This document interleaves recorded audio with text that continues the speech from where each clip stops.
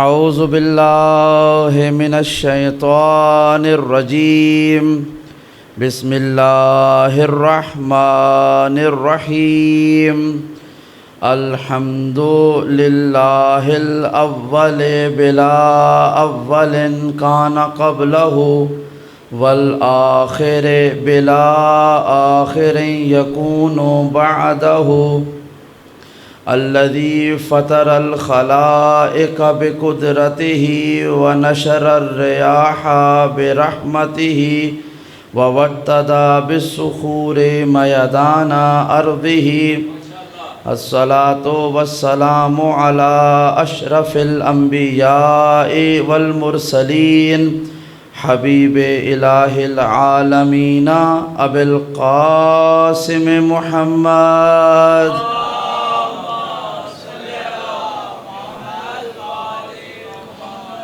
وعلى أهل بيته الطيبين الطاهرين المعصومين الذين أذهب الله عنهم الرجس وطهرهم تطهيرا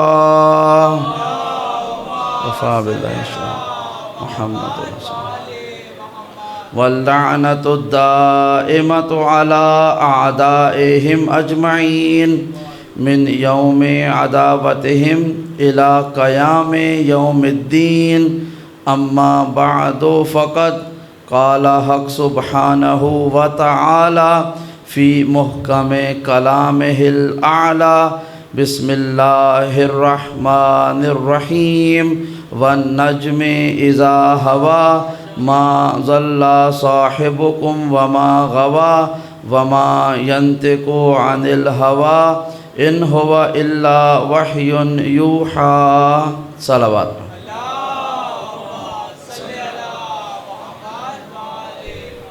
محترم اور مکرم سامعین کرام، عزاداران سید الشہداء، پرساداران سادات کربلا، السلام علیکم ورحمۃ اللہ وبرکاتہ۔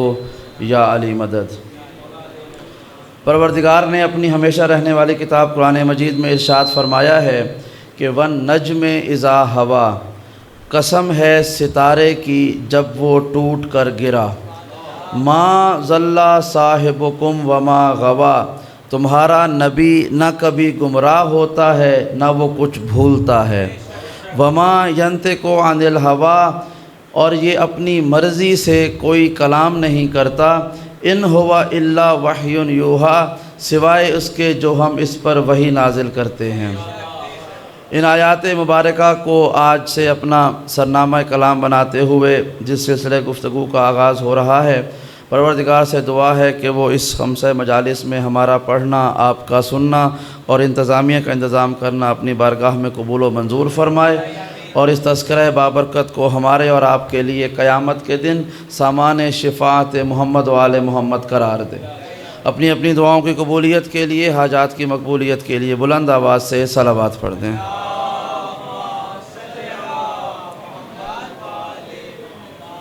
پروردگار نے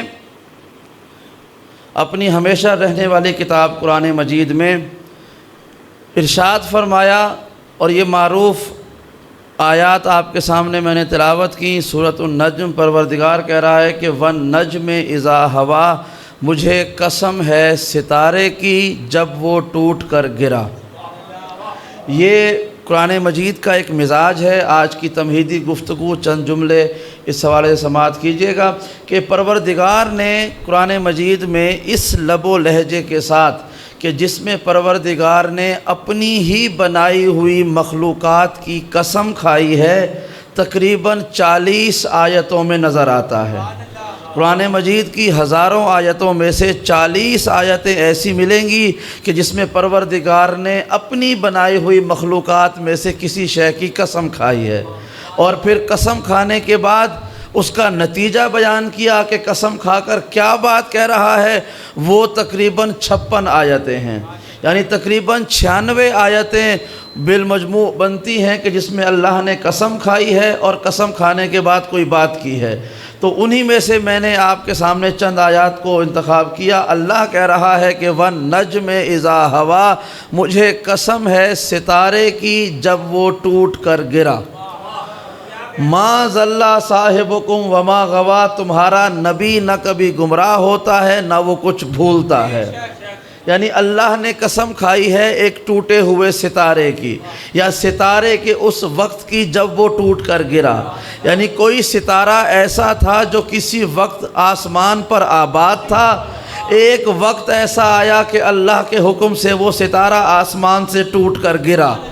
تو ہم پروردگار سے سوال کرتے ہیں، پروردگار کہ تو کائنات میں ہر شے پر مالک و مختار ہے، یہ تو نے عجیب ستارے کی قسم کھائی ہے کہ وہ ستارہ جو ٹوٹ کر گر گیا تھا، تو ہمیں کیا پتا وہ ستارہ کون سا تھا؟ نہ ہم نے اسے آسمان پر دیکھا، نہ ہم نے اسے ٹوٹ کر گرتے ہوئے دیکھا۔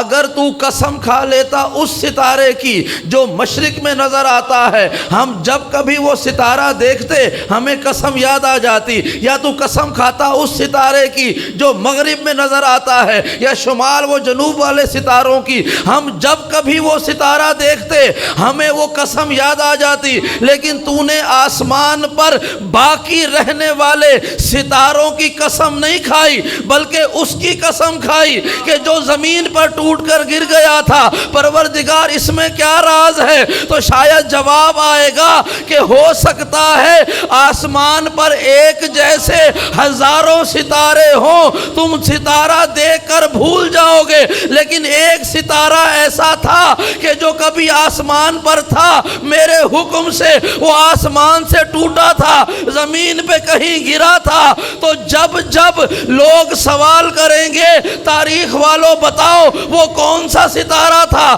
جو آسمان سے ٹوٹا، وہ ٹوٹ کے کہاں گیا تھا، تو لوگ بتائیں گے ایک ستارہ تھا جو آسمان سے ٹوٹا تھا، علی کے دروازے پر اترا تھا۔ تو قیامت تک کے لوگ جب جب یہ آیت پڑھیں گے انہیں ٹوٹا ہوا ستارہ بھی یاد آئے گا، انہیں علی کا دروازہ بھی یاد۔ جزاکم اللہ یا علی اللہم جزاکم اللہ جزاکم اللہ۔ کہ جب جب کوئی قاری قرآن تلاوت کرے گا اس آیت کی کہ وَالنَّجْمِ إِذَا هَوَىٰ، اس ستارے کی قسم جو ٹوٹ کر گرا، تو لوگوں کو ایک منفرد ستارہ بھی یاد آئے گا، اور اس کے ساتھ علی کا دروازہ بھی یاد آئے گا کہ وہ ستارہ گرا کہاں تھا، وہ ستارہ چلا کہاں سے تھا۔ اور روایت میں اور آیت میں ہے کہ پروردگار کہہ رہا ہے وَالنَّجْمِ إِذَا هَوَىٰ، قسم ہے ستارے کی جب وہ ٹوٹ کر گرا۔ اب دیکھیں پروردگار نے قرآن مجید میں ہزاروں آیتیں نازل کی، لیکن ہر آیت کو نازل کرنے سے پہلے اللہ نے قسم نہیں کھائی۔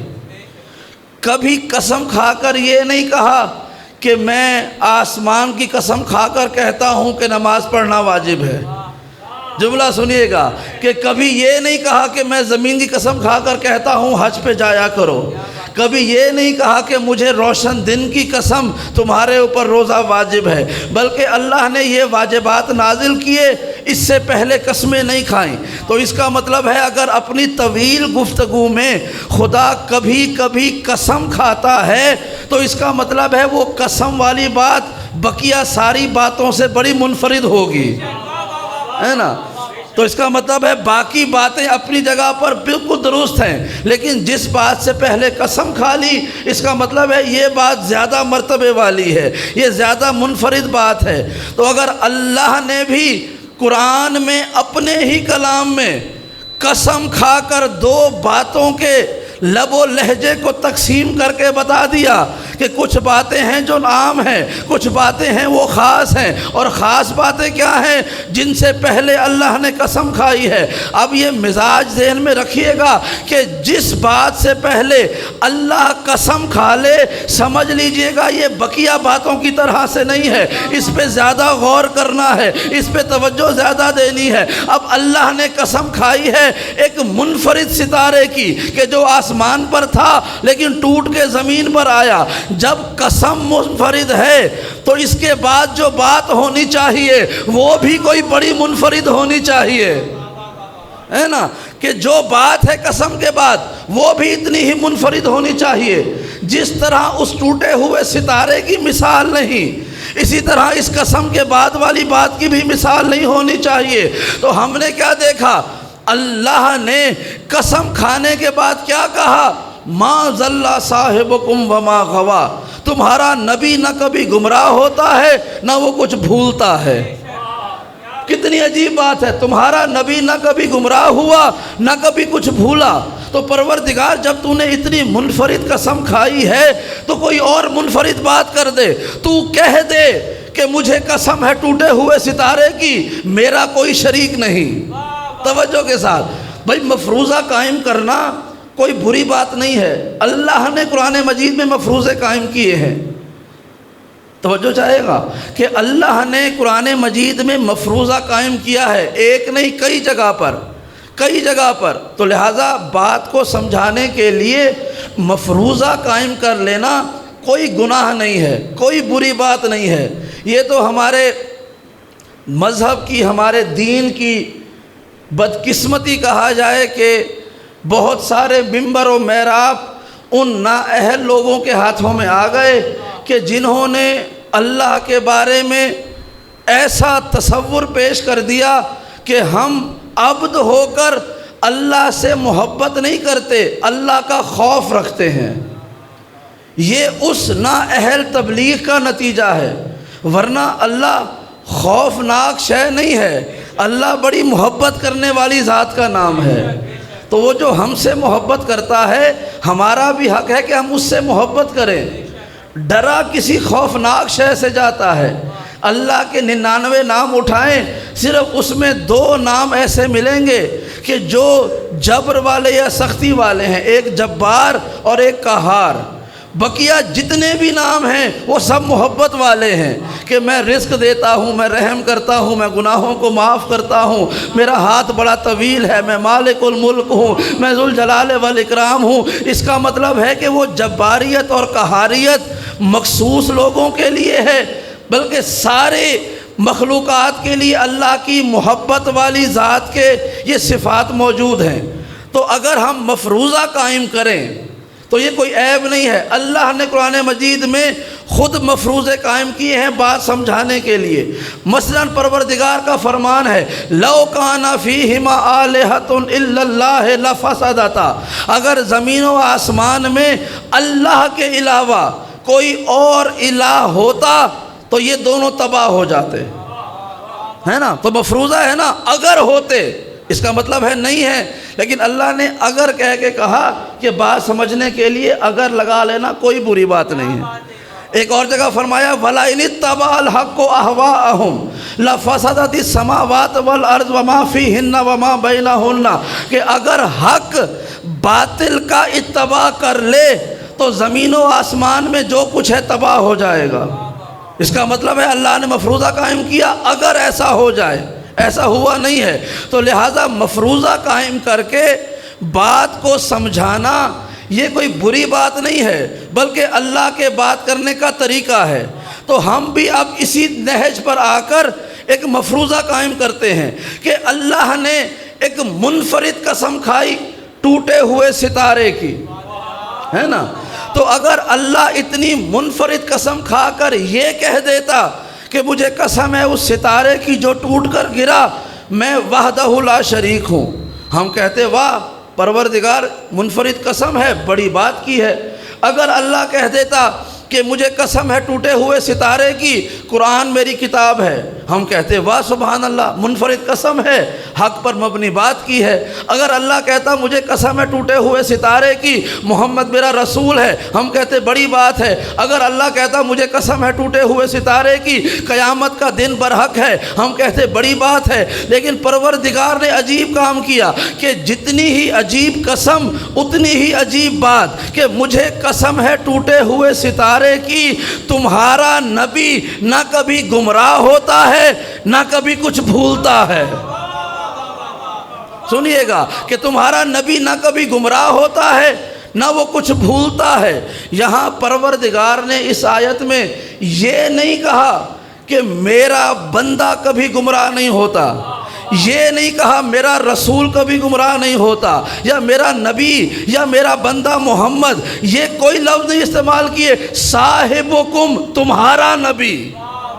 اس کا مطلب ہے یہ جو آیت ہے یہ کافروں کے لیے نہیں ہے، یہ مشرکوں کے لیے نہیں ہے، بلکہ ان کے لیے ہے کہ جنہوں نے محمد کو اپنا نبی مانا ہے۔ تو اب ہم سوال کرتے ہیں پروردگار کہ کوئی محمد کو اپنا نبی بھی مانے، اپنا رسول بھی مانے، سید و سردار بھی مانے، تو اسے کیا ضرورت ہے کہ وہ کبھی محمد کے بارے میں یہ گمان بھی کرے کہ کبھی محمد گمراہ ہوا یا کبھی کچھ بھولا؟ تو یہ قسم کیوں کھا رہا ہے؟ شاید جواب یہ آئے گا، میرا علم الہی جانتا ہے کہ کسی زمانے میں ایسے لوگ ہوں گے جو کلمہ تو محمد کا پڑھیں گے لیکن کبھی محمد کے دماغ پر سوال کر سکتے ہیں۔ تو میں قسم کھا کر کہتا ہوں کہ اے دنیا والوں، میں پروردگار گواہ ہوں کہ محمد کبھی نہ گمراہ ہوتا ہے نہ وہ کچھ بھولتا ہے۔ تو خبردار 2 دن کے بخار میں محمد پر ہذیان کا الزام نہ لگا دینا۔ جزاکم اللہ۔ یا رسول اللہ، جزاک اللہ، جزاک اللہ، جزاک اللہ۔ کہ خبردار، میں پروردگار کہہ رہا ہوں کہ ما ضل، محمد کبھی گمراہ نہیں ہوا۔ صاحبکم وما غوا، نہ کبھی اس کا ذہن پریشان ہوا۔ اس آیت میں پروردگار نے ایک منفرد پہلو سنیں گے، اس آیت میں پروردگار نے 2 لفظ استعمال کیے ہیں ہمارے رسول کے لیے۔ بھائی اس آیت میں اللہ نے محمد مصطفیٰ کو ہمارا رسول کہا ہے نا، ہمارا نبی کہا ہے، تو ہم جب تک آیت پڑھیں گے تب تک تو کہیں گے وہ ہمارا نبی ہے نا۔ تو کچھ دیر کے بعد آیت تبدیل ہو جائے گی، محمد الرسول اللہ، جب آیت آ جائے گی تو ہم کہیں گے محمد اللہ کا رسول ہے۔ اس آیت میں اللہ کہہ رہا ہے محمد تمہارا نبی ہے، تو ہم کہیں گے محمد ہمارا نبی ہے۔ اب جملہ سنیے گا، اللہ نے اس آیت میں 2 لفظ استعمال کیے، ایک ہے ما ضل اور ایک ہے وما غوا، 2 لفظ ہیں۔ ان دونوں کا ترجمہ ہے، ایک کا ترجمہ ہے بھٹک جانا، گمراہ ہو جانا، ایک کا مطلب ہے ذہنی طور پر پریشان ہو جانا۔ اب اس کی مثال سنیں، ہم اب یہ مثال ہے، ہم نکلے ابھی اپنے گھر سے یہاں مجلس پہ آنے کے لیے، اگر کبھی ایسا ہو کہ مجلس کا وقت ہو 9 بجے اور میں یہاں پہنچوں 9:30 بجے، اور مجھ سے پوچھا جائے کہ آغا صاحب آج دیر سے کیوں آئے، میں کہوں گا بھائی میں گھر سے نکلا، آگے رستہ بند تھا تو میں نے اپنی گاڑی کا رخ کسی اور طرف لگا دیا، اب وہ گلیوں سے ہوتا ہوتا بڑی دیر سے پہنچا ہوں کیونکہ میں راستہ بھٹک گیا تھا، ہے نا۔ میرا ذہن ٹھیک تھا لیکن میرا جسم بھٹک گیا تھا چونکہ راستہ مجھے نہیں آتا تھا۔ اسے کہتے ہیں ضلع، کہ ذہن ٹھیک ہو لیکن جسم گمراہ ہو جائے، بھٹک جائے۔ اور ایک ہے غوا، غوا کا مطلب ہوتا ہے کہ میں ابھی آپ کے سامنے آج یہ آیت پڑھ رہا ہوں اور میں کل کہوں ادنان صاحب وہ بتائیں گے ذرا کل میں نے کون سی آیت پڑھی تھی جس کو موضوع کلام بنایا تھا، تو یہ مجھے آیت کہیں گے آقا آپ کو یاد نہیں ہے، میں کہوں گا بھائی یاد نہیں آ رہا، پتہ نہیں میں نے کل کیا پڑھا تھا، حالانکہ میرا جسم ٹھیک ہے لیکن میرا ذہن پریشان ہے۔ توجہ ہے نا بھائی، ضلع میں ذہن ٹھیک رہتا ہے، جسم بھٹک جاتا ہے، غوا میں جسم ٹھیک رہتا ہے، ذہن پریشان ہو جاتا ہے۔ اور اللہ نے اس آیت میں یہ دونوں عیب اپنے نبی سے دور کر کے فرمایا، ما ضل صاحبکم وما غوا۔ یاد رکھنا کہ محمد کبھی بھی نہ جسمانی طور پر گمراہ ہوتا ہے نہ کبھی محمد ذہنی طور پر گمراہ۔ جزاکم اللہ، اللہم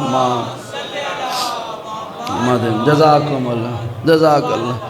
نہ وہ کبھی جسمانی طور پر بھٹکتا ہے نہ وہ کبھی ذہنی طور پر بھٹکتا ہے نا۔ اور اگلا لفظ کیا ہے؟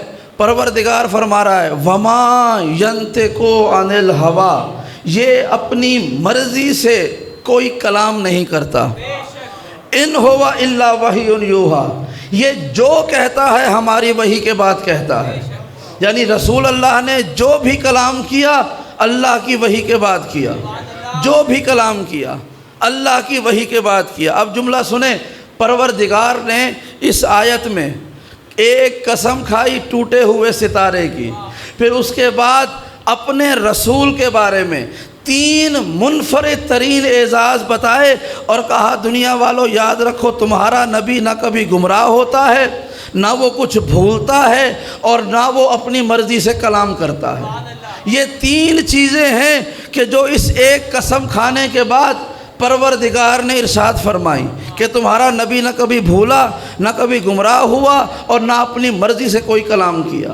یعنی اپنی مرضی سے، وما ینطقو، یہ اپنی مرضی سے کبھی کوئی کلام نہیں کرتا، عن الہوا، کہ جس میں اس کی خواہش نفس شامل ہو، رسول کبھی یہ کلام نہیں کرتا۔ اب جملہ سنیں گا کہ پروردگار کہہ رہا ہے کہ محمد اپنی مرضی سے کوئی کلام نہیں کرتا، اس کا کوئی لفظ ایسا نہیں ہے کہ جو اس نے اپنی خواہش نفس سے بولا ہو۔ اب میں ان بچوں سے پوچھوں کہ یہ بتائیں، اسلام کے اعلان کے وقت جب رسول اللہ کی ظاہری عمر 40 برس تھی تو اس سے پہلے مکے میں رسول کے کون سے 2 لقب مشہور تھے؟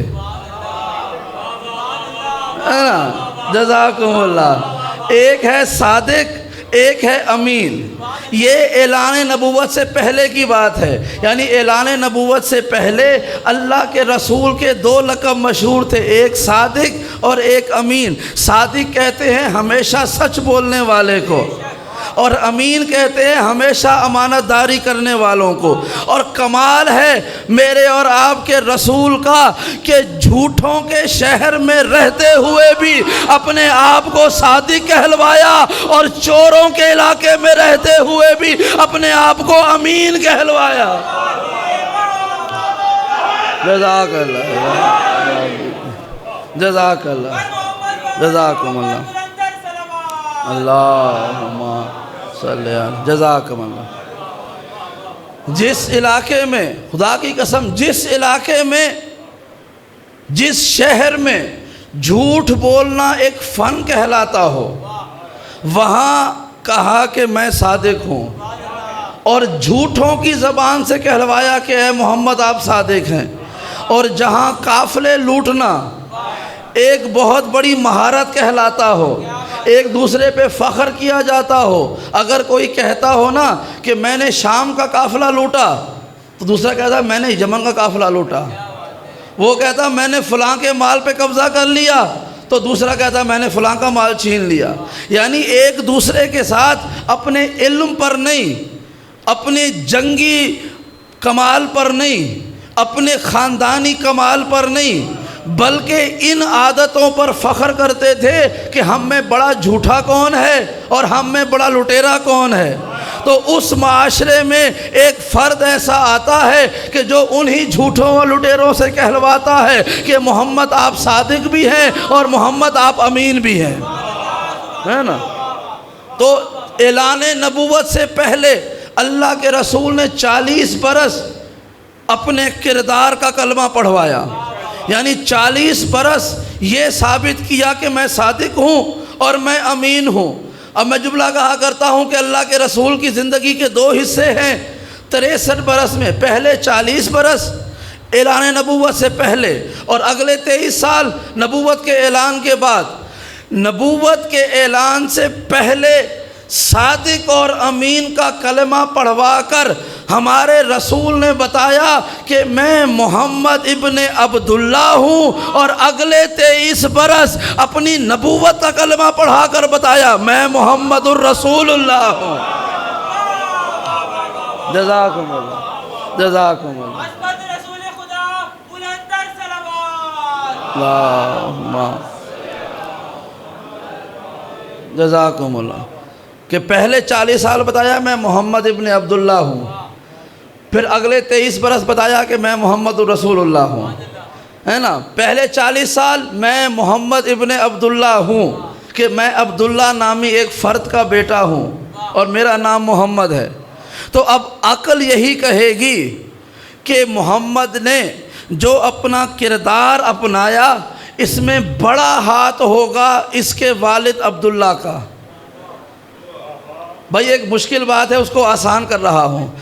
تعارف تھا کہ میں محمد ابن عبداللہ، تو اب اللہ کے رسول کہیں صادق اور امین کہلائے تو لوگوں کا ذہن یہی کہتا ہوگا کہ ان کی صداقت اور امانت کے فن میں ان کے والد عبداللہ کا بڑا کردار ہوگا، کہ ان کی تربیت ہوگی۔ لیکن تاریخ نے دیکھا کہ عبداللہ وہ تھے کہ جو اپنے بیٹے محمد مصطفیٰ کے دنیا میں آنے سے کچھ دن پہلے ہی دنیا سے چلے گئے تھے۔ نام تو ہے عبداللہ، لیکن اپنے بیٹے کے دنیا میں آنے سے پہلے دنیا سے چلے گئے۔ تو اللہ کے رسول نے کہا کہ میں عبداللہ کا بیٹا ہوں۔ لوگ یہی سمجھتے رہے ہوں گے کہ یہ جو اتنا اچھا ہے، سچ بولتا ہے، امانت داری رکھتا ہے، تو یقیناً عبداللہ کی تربیت ہوگی۔ لیکن تاریخ نے دیکھا کہ عبداللہ تو پہلے دنیا سے پردہ فرما گئے۔ تو اب ہم نے دیکھنا ہے کہ وہ کس کی تربیت تھی، کہ وہ جھوٹوں کے علاقے میں صادق بنا، وہ لٹیروں کے علاقے میں امین بنا۔ بھائی بچے آپ نے اپنے گھروں میں بچے پالے ہیں نا، بچہ جو گھر کا ماحول دیکھتا ہے اسی کو اپنا کردار بنا لیتا ہے۔ یہ جو مکے میں جھوٹ بول کر آتے تھے نا، ان سے اگر کوئی پوچھتا کہ تمہیں جھوٹ بولنا کس نے بتایا ہے، کس نے سکھایا ہے، وہ کہے گا میں جس کے گھر میں رہتا ہوں اس نے مجھے جھوٹ بولنا سکھایا۔ کوئی اس سے پوچھے تم نے لوٹنا کہاں سے سیکھا، وہ کہے گا میں جس کے گھر میں رہتا ہوں اسی کو دیکھ کر میں نے لوٹنا سیکھا۔ یعنی بچے جس کے گھر میں رہتے ہیں، جو گھر کا ماحول ہوتا ہے اسے اپنے کردار میں اپنا لیتے ہیں۔ جنہوں نے اپنے گھروں میں جھوٹ اور لوٹ دیکھا ان کی اولاد جھوٹی بھی ہوئی اور لٹیرے بھی ہوئے، لیکن محمد مصطفیٰ صادق اور امین ہوئے۔ لیکن کمال یہ ہے کہ وہ عبداللہ کے بیٹے تھے لیکن عبداللہ کے گھر میں نہیں رہے، تو پھر کہاں رہے؟ تاریخ بتاتی ہے 4 برس کی عمر کے بعد حضرت عبد المطلب نے انہیں حضرت ابو طالب کی آغوش میں چھوڑ دیا تھا۔ تو تربیت مصطفیٰ حصے میں آئی حضرت ابو طالب کے، اور میں نے کہا جیسا گھر کا ماحول ہوتا ہے وہ کردار میں نظر آتا ہے۔ اللہ جانے ابو طالب نے محمد ابن عبداللہ کی کیسی تربیت کی کہ صادق بھی بنایا اور امین بھی بنایا۔ جزاکم اللہ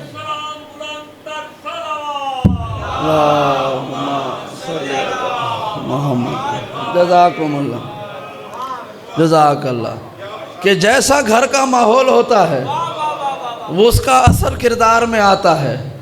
جو بچے بڑوں کو کرتا ہوا دیکھتے ہیں وہی اپنے کردار میں اپنا لیتے ہیں، ہے نا۔ جو بچے گھر کا ماحول دیکھتے ہیں، بھائی آپ بچوں کو سارا دن یہ تربیت دیں کہ بیٹا سچ بولا کرو، سچ بولا کرو، سچ بولا کرو۔ شام میں دروازے پہ دستک ہو اور بچہ کہے کہ بابا آپ کے دوست آئے ہیں، اور آپ کہیں بچے سے کہو میں گھر پہ نہیں ہوں، ہے نا، تو سارے دن کی محنت ضائع ہو گئی، کیونکہ آپ نے سارا دن زبان سے تبلیغ کی تھی، لیکن جب کردار کی باری آئی آپ نے الٹ کر دیا، ہے نا۔ تو اس کا مطلب ہے خالی زبان کی تبلیغ کافی نہیں ہوتی ہے، کردار بھی دکھانا پڑتا ہے، اور بچے جو دیکھتے ہیں ویسا عمل کرتے ہیں۔ آپ کو بچے کبھی بھی خبر نامے پہ خوش ہوتے نظر نہیں آئیں گے، چونکہ صرف بولا جا رہا ہے، لیکن جب آپ کارٹون لگائیں گے بے شک اس کی آواز بند بھی کر دیں بچے اس کو شوق سے دیکھیں گے، کیونکہ وہ کچھ عمل دیکھ رہے ہیں۔ اور بچے شرارت کہاں سے سیکھتے ہیں؟ جو ان کو نظر آتا ہے، جو وہ دیکھتے ہیں ویسا کردار اپناتے ہیں۔ تو بچوں کی فطرت یہ ہے کہ وہ جو اپنے گھر کا ماحول دیکھتے ہیں وہ اپنے کردار میں اپناتے ہیں۔ تو یہ تو طے ہو گیا کہ حضرت ابو طالب نے ساری زندگی اللہ کے رسول کی نہ صرف تربیت کی بلکہ ان کا ایسا خیال رکھا کہ وہ کہلائے تو محمد ابن عبداللہ، لیکن حضرت ابو طالب کی تربیت تھی کہ وہ صادق بھی بنے اور امین بھی بنے، اور صرف صداقت اور امانت نہیں، کمال تو اس وقت ہو گیا کہ جب 1400 سال کے بعد لقمہ حرام پہ پلنے والے کسی نے لکھ دیا کہ حضرت ابو طالب شرک کیا کرتے تھے۔ بھائی میں نے کہا جو گھر کا ماحول ہوتا ہے وہ کردار میں نظر آتا ہے۔ اگر حضرت ابو طالب کے گھر میں بت رکھے ہوئے ہوتے تو ان کا بیٹا علی بت پرست ہوتا، بت شکن نہ ہوتا۔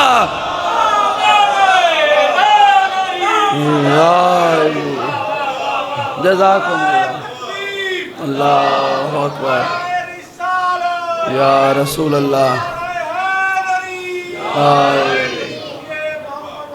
جزاکم اللہ، جزاکم اللہ،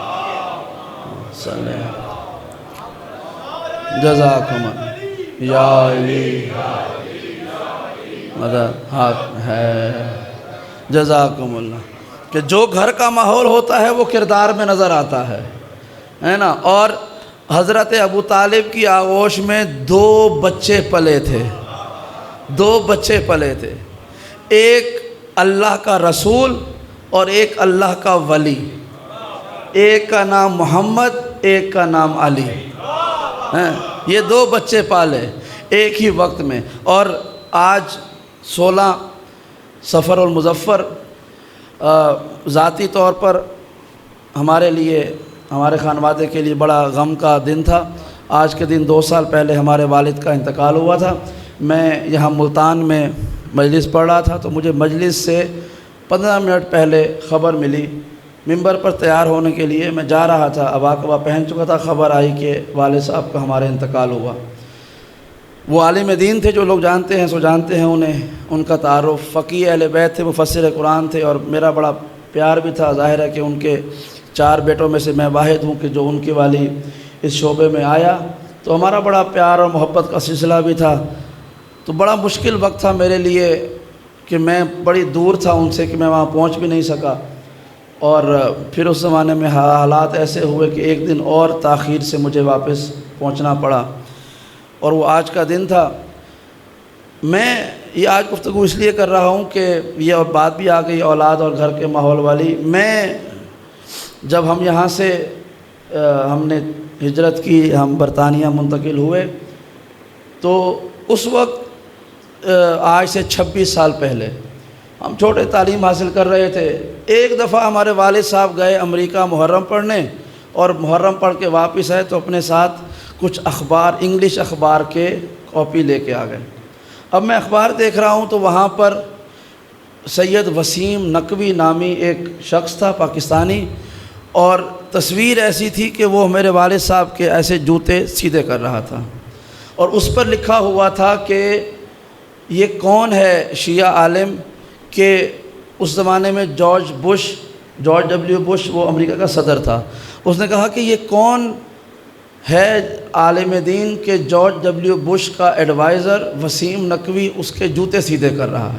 وہ وسیم نقوی صاحب جو ہیں وہ اس وقت اس صدر امریکہ کے ایڈوائزر تھے۔ تو وہ اس کے لیے آرٹیکل لکھا ہوا تھا کہ شیعت میں عالم کا مرتبہ کیا ہوتا ہے، اور اس کا اتنا بڑا دنیا کا عہدہ رکھنے والا شخص اس کے جوتے سیدھے کیوں کر رہا ہے، مسجد میں آیا ہوا ہے، سیکیورٹی مسائل، لیکن وہ سب کچھ چھوڑ کر کیوں کر رہا ہے۔ تو اس اخبار نویس نے، وہ جس نے کالم لکھا تھا، اس نے آخر میں یہ لکھا کہ میں نے اسلام کے مختلف فرقوں میں مختلف علماء کے تاریخ کا مطالعہ کیا، میں لکھتا رہتا ہوں، لیکن جو علماء سے محبت اس مذہب شیعہ میں ہے وہ کہیں اور نہیں ہے۔ اور اس کا سبب کیا تھا؟ انہوں نے کہا کہ اس نے لکھا کہ اس کا سبب یہ عالم کی ذات نہیں، بلکہ اس کے دل کے اندر جو علم ہوتا ہے یہ اس کی عزت کرتے ہیں۔ پھر اس نے کہا کہ یہ لوگ علم سے محبت کیوں کرتے ہیں؟ علم تو ساری دنیا میں ہے، یہ علم سے محبت کیوں کرتے ہیں؟ کہا اس لیے کہ ان کے رسول نے کہا تھا انا مدینۃ العلم و علی بابوہا، میں علم کا شہر ہوں، علی اس کا دروازہ ہے، کیونکہ اس لوگوں میں رسول سے بھی محبت ہے اور اس کے دروازے علی سے بھی محبت ہے۔ یا کہا علی مولا، علی مولا، جزاکم اللہ یا علی۔ تو کہا اس لیے یہ علماء کی عزت کرتے ہیں کہ یہ علم سے محبت کرتے ہیں، اور علم سے محبت اس لیے کرتے ہیں کہ جو ان کا امام تھا اسے اس کے رسول نے کہا تھا کہ مجھ تک آنے کا رستہ یہ امام ہے اور میں علم کا شہر ہوں، علی اس کا دروازہ ہے۔ تو چونکہ یہ علی سے محبت کرتے ہیں اور علی کا سب سے بڑا کمال اس کا علم تھا، تو اس لیے یہ علم سے محبت کرتے ہیں، اور جس کے سینے میں علم ہوتا ہے یہ اس کی عزت کرتے ہیں۔ اسی لیے اس قوم میں آپ کو ہمیشہ علم نظر آئے گا، کیونکہ ان کے امام نے ان کے لیے جو سب سے بڑی شے چھوڑی تھی وہ رسول کا دیا ہوا علم چھوڑا تھا۔ اور آخری جملہ اس کا تھا کہ میں اپنی، یعنی وہ پریڈکشن کر رہا تھا کہ میں اپنی بند ہوتی ہوئی نظروں سے یہ دیکھ سکتا ہوں کہ اگر زمین پر کوئی ایسا وقت آئے کہ ساری آبادی زمین کی ان پڑھ ہو جائے، پھر بھی اگر کسی قوم کے پاس علم کی روشنی ملے گی تو وہ ہوں گے جو علی ابن ابی طالب کو اپنا امام مانتے ہیں۔ تو جب میں نے وہ منظر دیکھا، جہاں سے بات چلی آگے کافی چلی گئی، جہاں میں نے یہ منظر دیکھا نا تو پھر میں نے اپنے والد صاحب سے پوچھا کہ یہ سب کیا ہے؟ تو انہوں نے بتایا کہ یہ بہت دنیا دار میں بڑا منصب پر آدمی ہے، لیکن وہ آتا ہے ہماری مجلس سنتا ہے، اپنے گھر لے جاتا ہے۔ تصویر بنائی جب وہ ریک سے اتار کر جوتا میرے والد صاحب کے پاؤں میں رکھ رہا تھا، اس وقت تصویر بنا لی گئی کہ ایک دنیا کا اتنا بڑا آدمی اور ایک عالم کے سامنے جوتا رکھ رہا ہے۔ میں نے جب وہ منظر دیکھا، میں اب آپ کو اپنی بات کر رہا ہوں، جب میں نے وہ منظر دیکھا تو اسی وقت میں نے فیصلہ کیا کہ اب سے میں اسی علم کا طالب بنوں گا کہ جو میرے والد صاحب نے حاصل کیا۔ وہ ٹرننگ پوائنٹ تھا، ورنہ میرا ذاتی شوق اس کے علاوہ تھا کہ چونکہ میرے والد صاحب جج تھے ایران میں، تو میرا ذاتی شوق تھا کہ میں وکالت کروں گا اور میں منصب قضاوت پر آؤں گا۔ لیکن جب میں نے یہ منظر دیکھا تو میں نے کہا کہ نہیں، قاضی بھی کسی نہ کسی ایک دن آ کر اپنے عہدے سے اتر جاتا ہے، لیکن عالم وہ ہے کہ وہ دنیا سے چلا بھی جائے پھر بھی اس کا علم قیامت تک باقی رہتا۔ جزاکم اللہ، جزاکم اللہ۔ اور ایک التماس سورہ فاتحہ اپنے اپنے مرحومین کے لیے اور ساتھ میں ہمارے والد آیت اللہ حسن رضا قدری صاحب کے لیے تلاوت فرمانے۔ بسم اللہ۔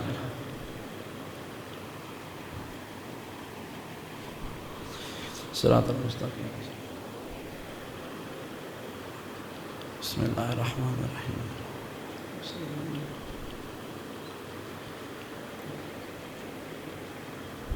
بسم اللہ الرحمن الرحیم۔ محمد و آل محمد صلوات۔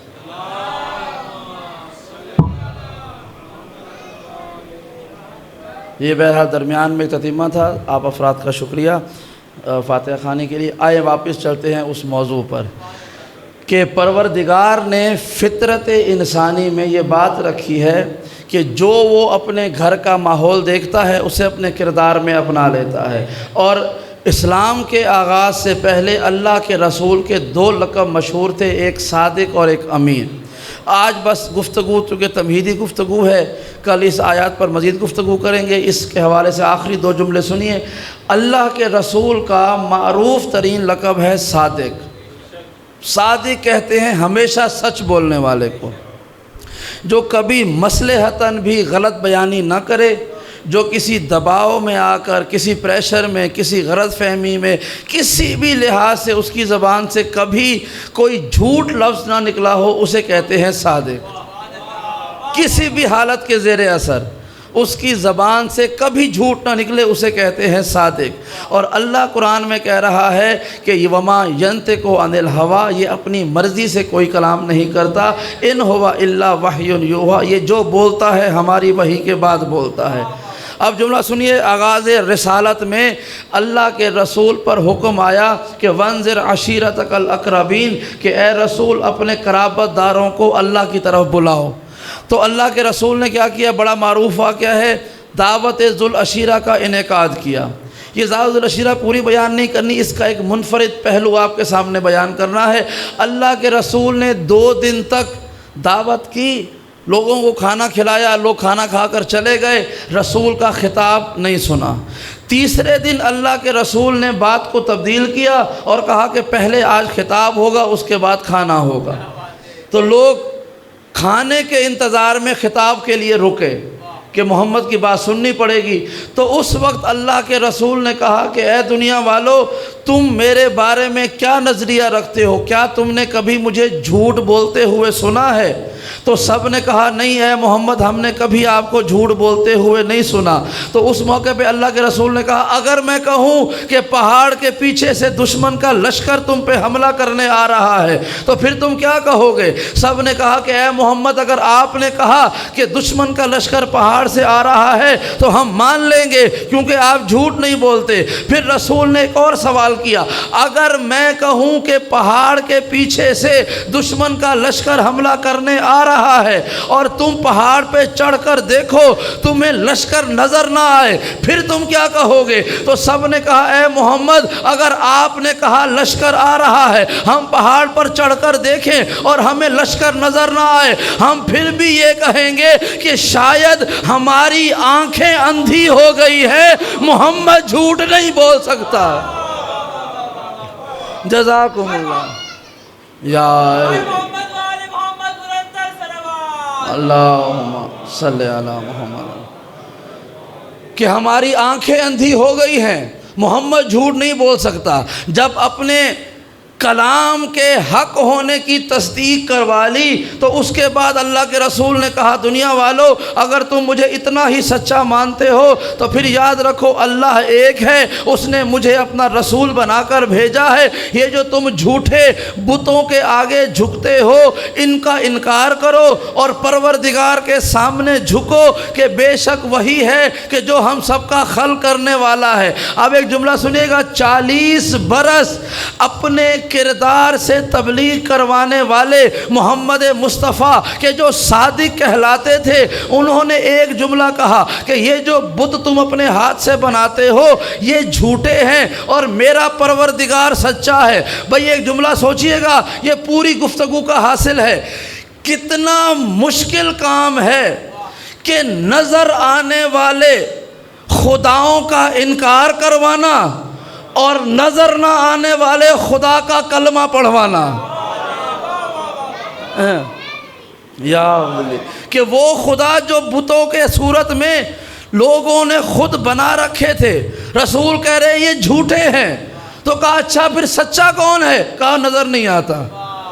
یعنی کتنا مشکل ہے، جو نظر آ رہے ہیں ان کا انکار کروانا اور جو نظر نہ آئے اس کا اقرار کروانا۔ لیکن اللہ کے رسول کی کامیابی دیکھیں گے کہ آپ نے اپنی زبان سے، اپنے کردار سے ایسا ایک تاثر بنایا ہوا تھا، ایسا یقین رکھا ہوا تھا کہ لوگوں نے آہستہ آہستہ اپنے ہی ہاتھوں سے بنائے ہوئے جھوٹے خداؤں کا انکار شروع کر دیا اور سچے خدا کا کلمہ پڑھنا شروع کر دیا۔ یعنی نظر نہ آنے والے خدا کو مانا اور نظر آنے والے خدا کا انکار کر دیا۔ جان گئے کہ یہ جو نظر آ رہے ہیں یہ جھوٹے ہیں اور اصلی کون ہے؟ جو ہے تو موجود لیکن نظر نہیں آتا۔ اب آپ شیعہ سنی علماء سے پوچھیں کہ اسلام میں سب سے زیادہ معزز لوگ کون ہیں تو جواب ملے گا وہ کہ جنہوں نے مکہ کے زمانے میں رسول کی بات مان کر نظر آنے والے جھوٹے خداؤں کا انکار کیا تھا اور نظر نہ آنے والے سچے کا کلمہ پڑھا تھا۔ یعنی کتنا مشکل کام تھا، اس لیے کہا وہ سب سے عزت دار ہے۔ بھائی یاد رکھیے گا، بالکل وہی زمانہ آج بھی دہرایا جا رہا ہے۔ جگہ جگہ اللہ اور رسول کا نام لے کر جھوٹے اولیاء خدا موجود ہیں، لیکن ایک سچا ہے جو پردہ غیبت میں ہے۔ بس کمال یہ ہے کہ نظر آنے والے جھوٹوں کا انکار کرنا ہے اور پردہ غیبت میں بیٹھے رسول کے آخری بیٹے کا اقرار کرنا ہے۔ جزاکم اللہ، جزاکم اللہ۔ اللہم محمد جزاک اللہ۔ اللہم صلی اللہ، جزاکم اللہ۔ کہ جگہ جگہ لوگوں کا دعویٰ ہے کہ وہ بھی اللہ کا ولی، وہ بھی اللہ کا ولی، وہ بھی اللہ کا ولی۔ تو لوگوں نے جھوٹا دعویٰ ولایت کیا اور لوگ ان کو مان بھی رہے ہیں، اور جو حقیقی ولایت کا حامل ہے وہ پردہ غیبت میں ہے۔ کمال یہ ہے کہ ان نظر آنے والے جھوٹوں کا انکار کرنا ہے اور اس کا اقرار کرنا ہے جو پردہ غیبت میں ہے۔ کہ رسول کا وعدہ ہے، آخری جملہ سنیے، رسول کا وعدہ ہے کہ آخری زمانے میں میرا ایک بیٹا آئے گا، اس کا نام بھی میرے نام پر ہوگا، اس کا چہرہ میرے چہرے جیسا ہوگا، وہ کلام کرے گا لوگ کہیں گے محمد بولتا ہے، وہ چلے گا لوگ کہیں گے محمد چل رہا ہے، وہ فیصلہ کرے گا لوگ کہیں گے محمد فیصلہ کر رہا ہے، وہ مسکرائے گا لوگ کہیں گے محمد مسکرا رہا ہے، وہ جنگ کرے گا لوگ کہیں گے محمد جنگ کر رہا ہے، اس لیے کہ اللہ نے اسے ہو بہو محمد جیسا بنایا ہے۔ جزاکم اللہ، جزاکم اللہ۔ اور آئیے آخری جملہ جس بات کو آغاز کیا تھا، اللہ کے رسول نے کہا کہ تم میں سے جو بھی مجھے صادق مانتا ہے یاد رکھے کہ میں اللہ کا رسول بن کر آیا ہوں۔ پھر اس کے بعد اللہ کے رسول نے ایک منفرد بات کی، کہا کہ اے میرے عزیز و اقارب کے لوگوں، چونکہ آیت کے لفظ ہے نا وانذر عشیرتک الاقربین، اس میں عشیرے کے لوگ بھی تھے، اس میں قریبی لوگ بھی تھے۔ تو اللہ کے رسول نے کہا اے میرے قریبی لوگوں، اے مکے کے رہنے والوں، بتاؤ تم میں سے کون ہے کہ جو اس مقصد میں میرا ساتھ دے گا؟ جو بھی میرا ساتھ دے گا، یہ خطبہ ذوالعشیرہ شیعہ سنی کتابوں میں متفق علیہ پایا جاتا ہے، اور یہی لفظ ملتے ہیں کہ کہا کہ تم میں سے کون ہے کہ جو مجھ محمد کا اس کار رسالت میں ساتھ دے، جو میرا ساتھ دے گا وہ میرے بعد میرا جانشین بھی ہوگا، میری امت کا سربراہ بھی ہوگا۔ جزاک اللہ۔ کہ ذوالعشیرہ کے دن اللہ کے رسول نے کہا تم میں سے کون ہے جو میرا ساتھ دے گا؟ سوال کیا، لیکن تاریخ نے لکھا یہ مشکل سوال سن کر سب کی زبانیں خاموش تھیں۔ مجمع کے آخر سے 9 برس کا ایک چھوٹا سا بچہ ہاتھ بلند کر کے کہتا ہے انا یا رسول اللہ، میں آپ کا ساتھ دوں گا۔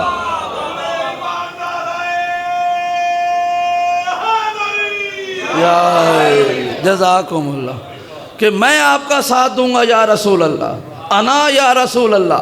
اور جملہ سنیے گا، یہ لفظ میں نے حالانکہ نام بھی نہیں لیا، کس نے کہا؟ میں نے صرف کہا کہ 9 برس کا ظاہری طور پر ایک چھوٹا سا بچہ تھا، اس نے کہا انا یا رسول اللہ۔ آپ سب سمجھ گئے کس کی طرف اشارہ ہو رہا ہے نا؟ کیوں؟ اس لیے کہ ہم سب کو پتا ہے اللہ کے رسول نے جب کبھی مجمع عام میں سوال کر کے اپنے لیے مدد مانگی ہے، کوئی اور بولے نہ بولے، بچپن سے لے کے جوانی تک صرف ابو طالب کے لال نے ہر موقع پر کہا تھا انا یا رسول اللہ۔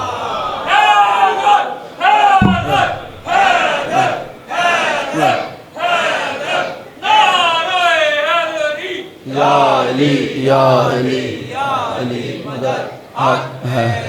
جزاک اللہ۔ بس یہ جملہ یاد رکھیے گا، انا یا رسول اللہ یا علی، انا یا رسول اللہ، میں آپ کے ساتھ ہوں۔ اگلے چند دنوں میں آپ یہ جملہ مجھ سے بار بار سنیں گے کہ اس بچے نے جو ظاہری طور پر تاریخ کی نگاہ میں بچہ تھا 9 برس کا، اس نے کب کب کہا انا یا رسول اللہ، اے اللہ کے رسول میں ہوں نا۔ میں ہوں نا اللہ کے رسول، میں یا رسول اللہ، انا یا رسول اللہ۔ اللہ کے رسول نے 3 مرتبہ مجمع عام سے سوال کیا۔ اب یہ بڑا قیمتی جملہ ہے، 3 مرتبہ اللہ کے رسول نے سوال کیا کہ تم میں سے کون میرا ساتھ دے گا، جو میری مدد کرے گا، وعدہ کرے گا۔ میں محمد وعدہ کرتا ہوں وہ میرے بعد میرا جانشین بھی ہوگا اور میری امت کا سید و سردار بھی ہوگا۔ اور تینوں مرتبہ اسی ایک 9 سال کے نوجوان بچے نے کہا تھا کہ انا یا رسول اللہ، میں آپ کا ساتھ دوں گا۔ تو جب یہ 3 مرتبہ کہا نا، اللہ کے رسول نے اشارہ کر کے علی ابن ابی طالب کو اپنے پاس بلایا اور دنیا والوں کے سامنے کہا، دنیا والوں یاد رکھو، میں برحق گواہ کہہ کے کہتا ہوں کہ اللہ وحدہ لا شریک ہے اور اس نے مجھے اپنا رسول بنا کر بھیجا ہے، اور جس اللہ نے مجھے اپنا رسول بنایا ہے میں اسی اللہ کے حکم سے تمہیں بتا کے جا رہا ہوں، یہ علی سب سے پہلے میری مدد کا وعدہ کر رہا ہے، یہ میرے بعد امت کا خلیفہ بھی ہوگا، یہ میرا وصی و جانشین بھی ہوگا۔ اب جملہ سنیے گا بھائی، اللہ کے رسول کہہ رہے ہیں دنیا والوں یہ علی ہے کہ جو میرا مددگار بھی ہے اور میرے بعد امت کا سید و سردار بھی ہے۔ بھائی آج تک ہم یہی سمجھتے تھے کہ دعوت ذوالعشیرہ اعلان نبوت کے لیے تھی، لیکن رسول کے جملے بتاتے ہیں کہ ذوالعشیرہ کی دعوت صرف اعلان نبوت نہیں بلکہ نبوت کے اعلان کے ساتھ بلا فصل اعلان ولایت کے لیے۔ جزاکم اللہ، جزاکم اللہ، یا علی یا علی مدد حق ہے، جزاکم اللہ، جزاکم اللہ، جزاکم اللہ۔ لوگ سمجھتے ہیں ذوالعشیرہ اعلان نبوت کے لیے تھی، ہیں، اور رسول کے جملے بتاتے ہیں نہیں، صرف اعلان نبوت کے لیے نہیں، اعلان ولایت کے لیے بھی تھی۔ اور اس بات کا ثبوت بھی بیان کر دوں، یہ صرف خطابت کا جملہ نہیں تھا۔ دیکھیں ظاہری طور پر اس واقعے کے بعد کو روک کر ہم چلتے ہیں غدیر پر۔ غدیر کا واقعہ ہوا ہے 23 برس کے بعد، ہے نا، نبوت ہوئی ہے 40 برس میں رسول کی ظاہری زندگی میں، غدیر کا واقعہ ہوا ہے 63 برس میں، 23 برس کے بعد۔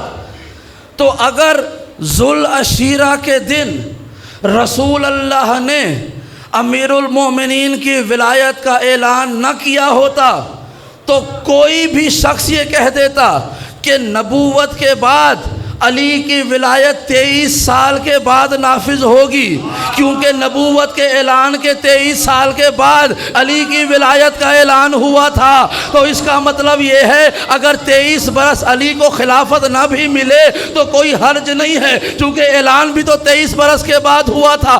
اللہ کے رسول نے دعوت ذوالعشیرہ کے دن اپنی نبوت کے اعلان کے ساتھ بلا فصل علی کی ولایت کا اعلان کر کے بتایا، دنیا والوں رسول کی نبوت تب مکمل ہوتی ہے جب اس کے ساتھ بلا فصل علی کی ولایت ہوتی۔ جزاکم یا اللہم صلی علی محمد، ولایت کے ساتھ۔ جزاکم اللہ، جزاکم اللہ، واہ،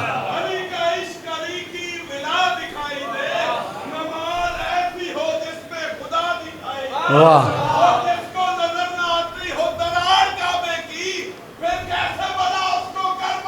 دکھائے، واہ،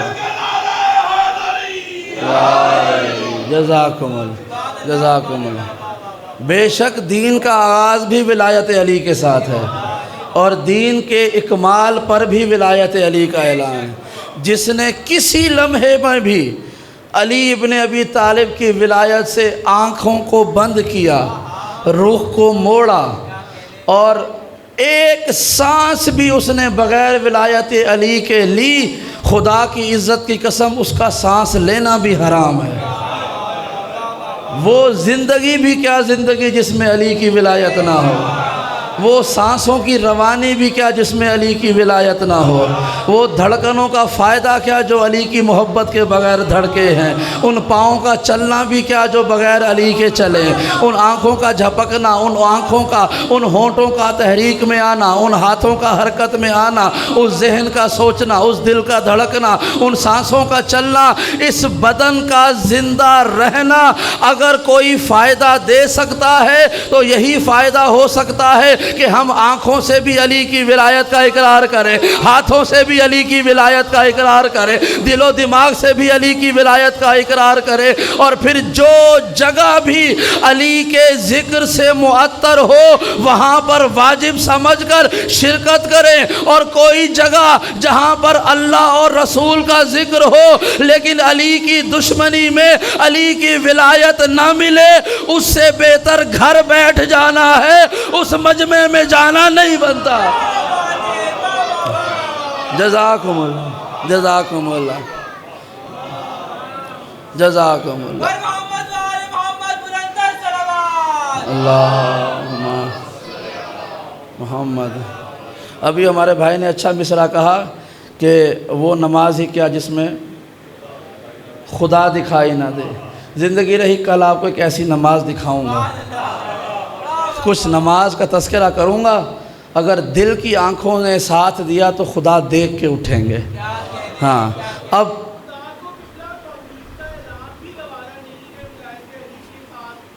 جزاکم اللہ، ایسا ہی ہے، اور وہ ہم ثابت کر کے جائیں گے۔ دیکھیں آپ کو اللہ نے سماعتیں دی ہیں، آخری جملہ ہے، سماعتیں دی ہیں تو بہترین تذکرے کو سنیں، اور بہترین تذکرہ ہے تذکرہ ولایت امیر المومنین۔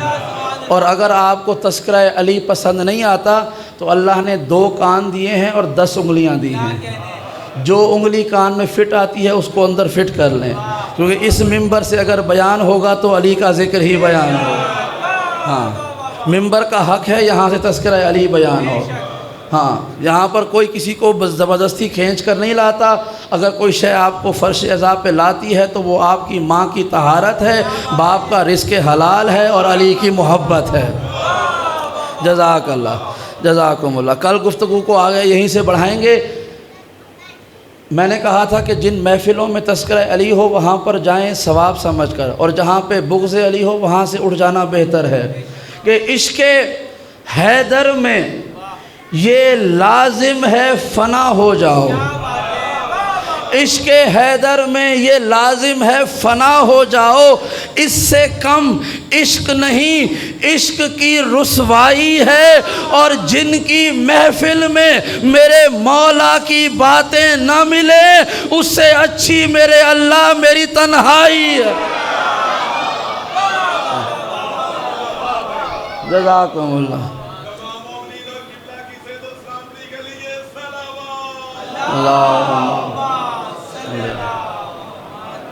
جزاکم اللہ۔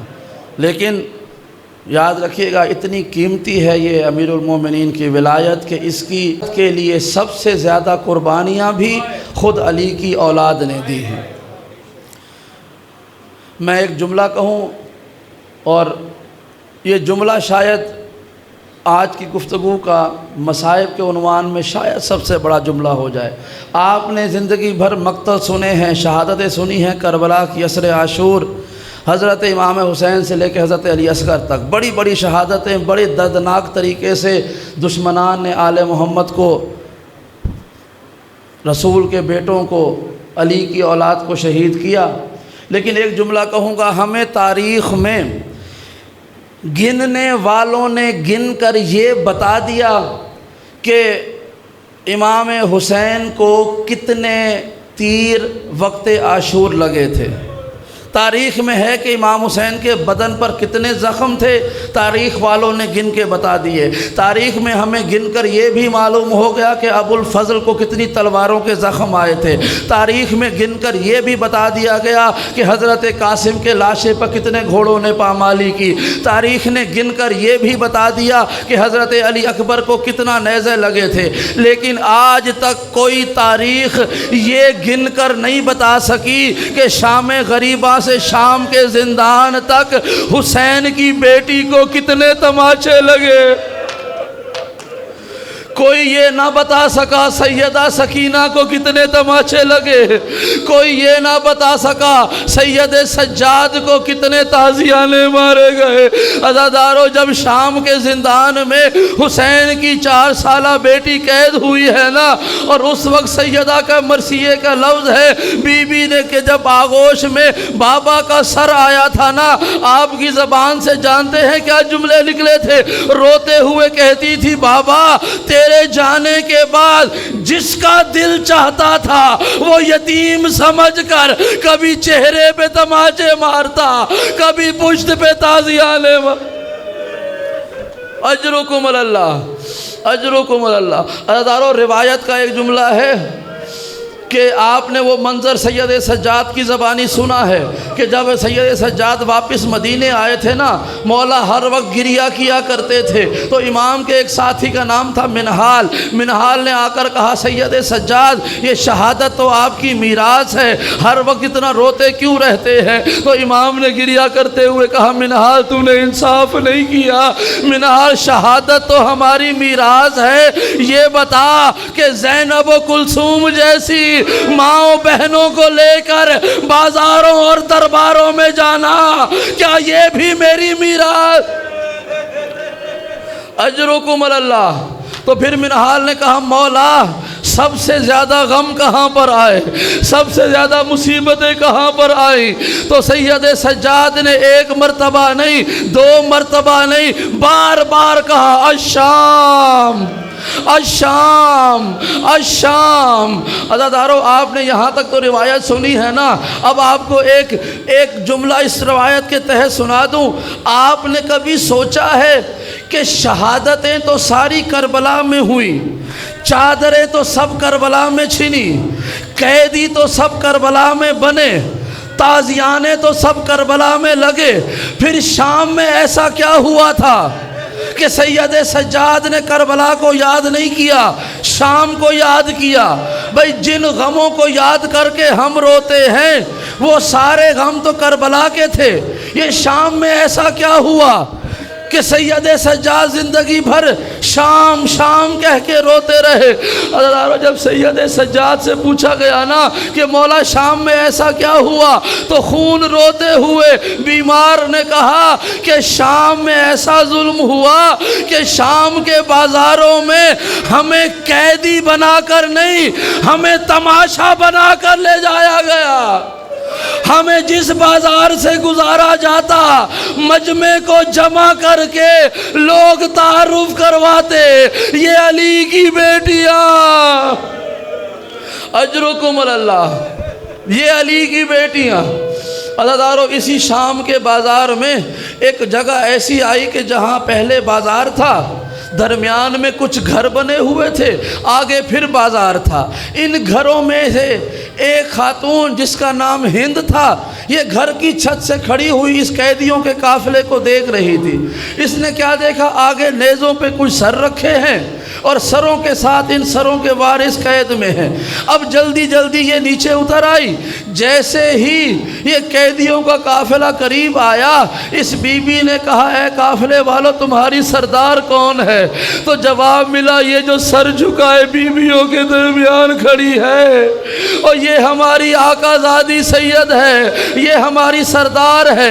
ہند قریب آ کر کہنے لگی، اے قیدی عورت، میں نے رسول سے سنا ہے کہ اگر قیدی کسی دعا پر آمین کہہ دے وہ دعا قبول ہوتی ہے، اور میری 3 دعائیں ہیں، میں دعا کرتی ہوں تم آمین کہہ دینا، اجرکم اللہ، اور میری 3 دعائیں ہیں، میں دعا کروں گی تم آمین کہہ دینا۔ عزادارو، جملہ سنیں گے، پہلی دعا کیا تھی کہ اس نے نیزوں پہ رکھے ہوئے سروں کو دیکھا، جیسے ہی اس کی نظریں حضرت علی اکبر کے سر پہ گئی، کہا دعا کرو اس جوان کا سر نیزے پہ دیکھنے سے پہلے اس جوان کی ماں مر گئی، اجرکم اللہ۔ بی بی نے لب نہیں ہلائے، پھر اس خاتون نے حضرت سکینہ کے چہرے کو دیکھا، اور دعا کی سنیں گے کیا کہا؟ کہتی ہے دعا کرو کوئی بچی ایسے یتیم نہ ہو جیسے یہ بچی یتیم ہوئی ہے۔ تو اس کی کنیز نے کہا کہ تمہیں کیسے پتا یہ بچی یتیم ہے؟ تجھے کس نے کہا یہ بچی یتیم ہے؟ ہند کہنے لگی اور تو نے اس کا دامن نہیں دیکھا، تم نے اس کا چہرہ نہیں دیکھا۔ کسی کا باپ زندہ ہو تو پھر بچوں کو تماچے کون مار؟ اجرکم اللہ۔ اور اس کا زخمی چہرہ بتاتا ہے اس کا بچانے والا کوئی نہیں تھا۔ اجرکم اللہ۔ ہزاروں۔ اور تیسری دعا سنیں گے، یہ بی بی کہنے لگی دعا کرو مدینے میں میری آقا زادی رہتی ہے، میں مرنے سے پہلے آقا زادی کی زیارت کر لوں۔ جب یہ دعا سنی نا، بی بی نے جھکائے ہوئے سر سے زخمی ہونٹوں کے ساتھ کپ کپاتی ہوئی آواز میں کہا کہ اے بتا اے عورت، وہ تیری آقا زادی کا نام کیا ہے؟ جب یہ سوال سنانا نام کیا ہے، وہ کہنے لگی خبردار میری آقا زادی بڑے گھر کی ہے، اس کا نام اس بازار میں نہیں آ سکتا۔ اجرکم اللہ۔ اور کہاں یہ بازار، کہاں آقا زادی کا نام، میں اس کا نام نہیں لے سکتی۔ پھر اس نے کہا، پھر آقا زادی نے کہا کہ اے ہند، اگر وہ تیری آقا زادی تجھے اس بازار میں نظر آ جائے تو اسے پہچانے گی۔ اس نے کہا تو میری آقا زادی کو نہیں جانتی، وہ بڑے گھر کی بی بی ہے، وہ بازار میں نہیں جاتی۔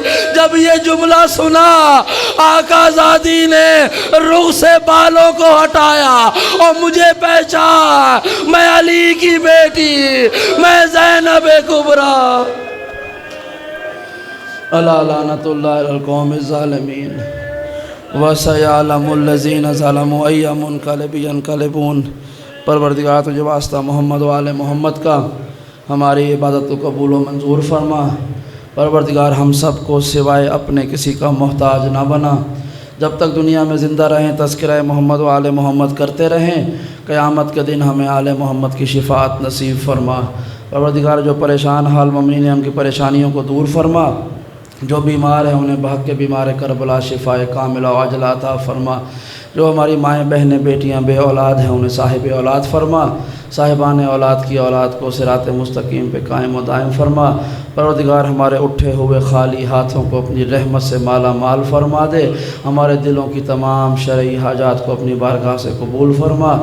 پروردگار ہماری آخری اور بڑی دعا اس زمانے کی حجت منتقم خون حسین وارث معصومین صاحب العصر والزمان کے ظہور میں تعجیل فرما۔ ہماری گنہگار آنکھوں کو امام کا دیدار عطا فرما۔ ہمیں توفیق دے کہ امام کے سپاہی بن کر قاتلان اہل بیت سے بدلہ لے سکیں۔